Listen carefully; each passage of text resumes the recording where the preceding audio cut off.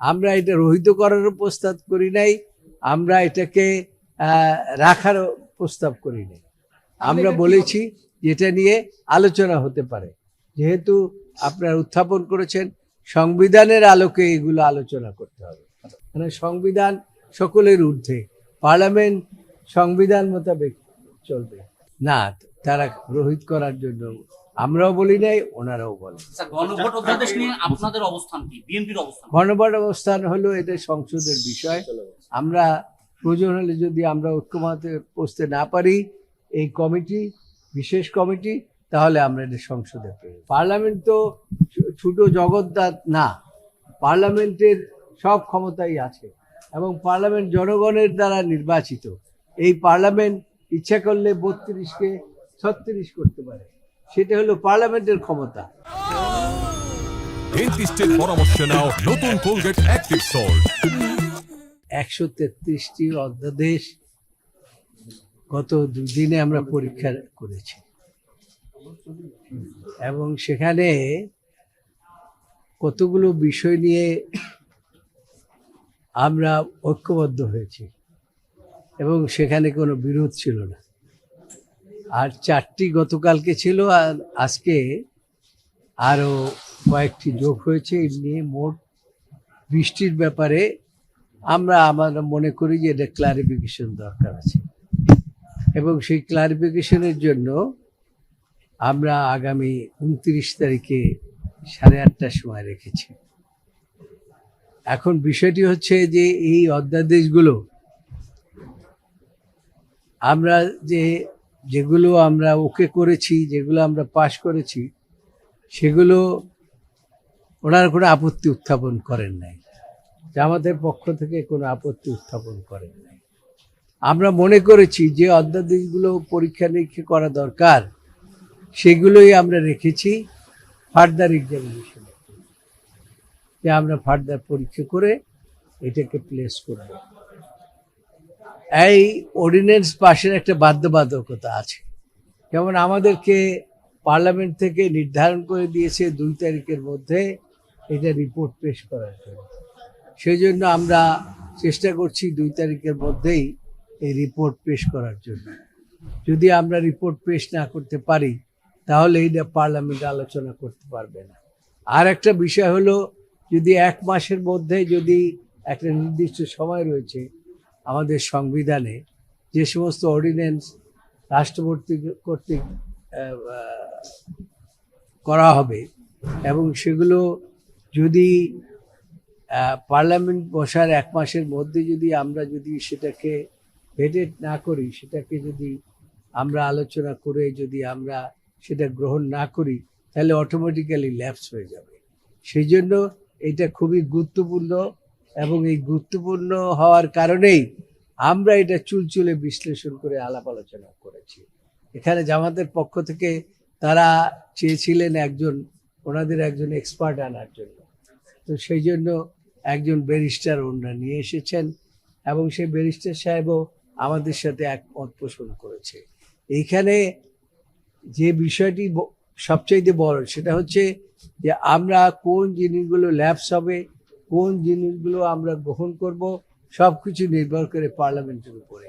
পার্লামেন্টে যদি প্রপার টাইমে যদি আমরা এটা প্লেস করতে না পারি, এবং আমরা আরও বলেছি যে সমস্ত বিষয়ের উপরে আপত্তি আছে সেই সমস্ত বিষয় প্রয়োজন হলে এটাকে যদি সংশোধন করতে হয় তাহলে বিল আকারে পরবর্তীতে আনার স্কোপ আমাদের সংবিধানে রয়েছে।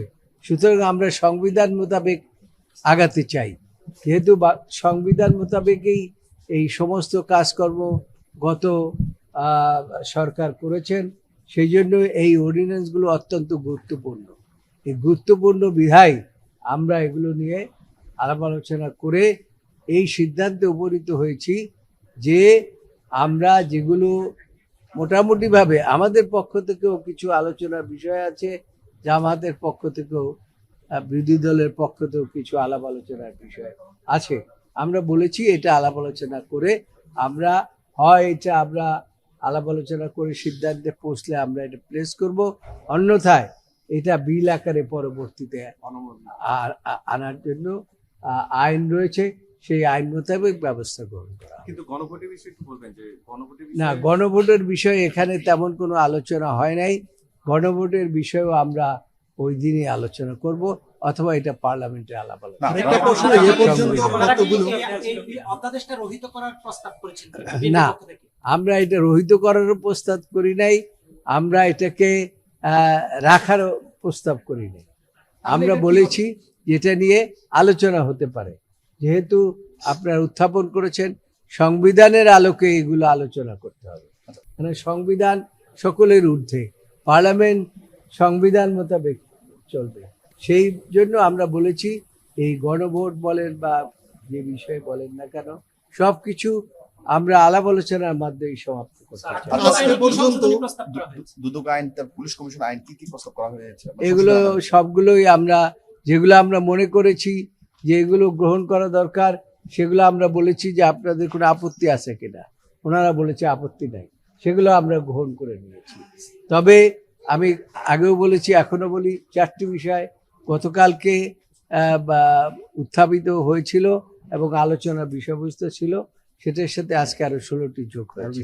মোট 20টি বিষয়ে আমরা পরবর্তীতে আলাপ আলোচনা করে আমরা প্লেস করব।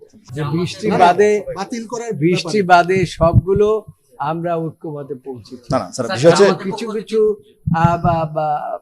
বিষয় আছে যেগুলো আমরা বলছি যেগুলো সংশোধিত আকারে প্লেস করা হবে, সেগুলো তারা রাজি হয়েছে এবং আমরাও একমত হয়েছি। না, দুদকের যে অধ্যাদেশ, সেই সঙ্গে পুলিশ কমিশনের যে অধ্যাদেশ, সেখানে আপনারা কি কোনো সংশোধন এনেছেন? আমরা এখন কোনো সংশোধনী আনি না। যেগুলো সংশোধনী আনার প্রয়োজন, পুলিশ কমিশন বলেন, দুদক বলেন, তারপরে জাজেস নিয়োগ বলেন, অন্যান্য যেসব মানবাধিকার কমিশন বলেন, সবকিছু নিয়েই যেগুলো আমরা রেখেছি সেগুলো আলাপ আলোচনা হবে এবং আলাপ আলোচনার মাধ্যমেই সমাপ্ত হবে। আপনারা কোনো সংশোধনের প্রস্তাব আনেননি? আপনারা কোনো সংশোধন না, প্রস্তাব আনেননি? জামাতও আনেন নাই, আমরাও কোনো সংশোধন প্রস্তাব আনি দুদকের নাই। সার্চ কমিটি সংশোধন করতে হলে পরে সংশোধন করতে হলে পরে এটা বিল আকারে আসতে হবে। এটা ইচ্ছা করলেই আমরা সংশোধন করতে পারি না। অধ্যাদেশ যেভাবে আছে, ওই অধ্যাদেশের কোনো অংশ সংশোধনের কোনো প্রস্তাব কমিটিতে এসেছে কিনা দুদক আইন? না, কোনো প্রস্তাব এখন না। স্যার, জামাতের পক্ষ থেকে বলা হয়েছে যে সার্চ কমিটির যে অপশনটা, সেটা বাদ করার জন্য বিএনপির পক্ষ থেকে প্রস্তাব দেয়, সরকারি দলের পক্ষ থেকে প্রস্তাব দেয়। এবং একই সাথে ওরা বলেছে গণভোট নিয়ে আপনারা পাশ করাতে এটা চান না। ওনারা, আমি তো বলতে পারি না ওনারা যে মিথ্যা কথা বলেছে বা অসত্য কথা বলেছে, এখন ওনারা ওনাদের ভাবে বলেছে। তবে ওনারা আজকেও কোনো বিষয়ে আপত্তি উত্থাপন করে নাই, কোনো সংশোধনী প্রস্তাব আনে নাই, এবং আমরাও সেই মর্মে কোনো রকম কোনো সিদ্ধান্ত গ্রহণ করিনি। জামাত আরো বলেছে যে গণভোট অধ্যাদেশ রহিত করার প্রস্তাব কমিটিতে করা হয়েছে সরকারি দলের পক্ষ থেকে। না, তারা রহিত করার জন্য আমরাও বলি নাই, ওনারাও বলে। স্যার, গণভোট অধ্যাদেশ নিয়ে আপনাদের অবস্থান কি, বিএনপির অবস্থান? গণভোট অবস্থান হলো এটা সংসদের বিষয়। আমরা প্রয়োজন হলে যদি আমরা ঐক্যমতে পৌঁছতে না পারি, এই কমিটি, বিশেষ কমিটি, তাহলে আমরা এটা সংসদে পেয়ে যাবো। চাকরির বয়সসীমা নিয়ে কোনো আলোচনা হয়েছে? চাকরির বয়সসীমা 32 ছাত্ররা ঢাকা বিশ্ববিদ্যালয়ে তারা আন্দোলন করতেছে যে 37 ব্যাকডেট সহ আরো নানা বয়স বৃদ্ধি করার জন্য প্রয়োজন হলে এটা বিল আকারে আসতে পারে। Parliament is open for the people. জনগণের জন্য পার্লামেন্ট, পার্লামেন্টের জন্য জনগণ। সেই ক্ষেত্রে যে কোনো সময় যে কোনো বিষয়ে পার্লামেন্টে বিল আসতে পারে। এটা আমাদের দেশের প্রচলিত বিধান এবং আইন। পার্লামেন্ট তো ছোট জগৎদার না, পার্লামেন্টের সব ক্ষমতাই আছে এবং পার্লামেন্ট জনগণের দ্বারা নির্বাচিত। এই পার্লামেন্ট ইচ্ছা করলে 32কে 36 করতে পারে, সেটা হলো পার্লামেন্টের ক্ষমতা। এখন যেভাবে আসছে বিলটি, সেভাবে আমরা ওকে করেছি।